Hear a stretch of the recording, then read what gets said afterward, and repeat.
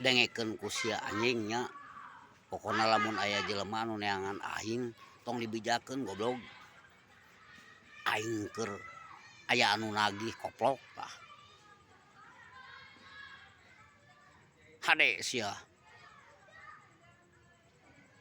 Kudu inget omongan aing koplok. Ulah dibeja-beja ka batur. Aing keur nyumput koplok. Aing diuber-uber ku leasing anjing tah. 3 bulan aing can mayar goblok teh eta. Aing keur kredit doma koplok 3 Garut goblok tah. Jadi diuber-uber leasing aing teh. Wayahna tong dibeja-beja anjing aing keur nyumput. Domana ge geus eueuh anjing. Dijual ku aing. Sedih aing koplok tah aing. Aing sok hayang ceurik goblok gara-gara doma aing diuber-uber leasing koplok.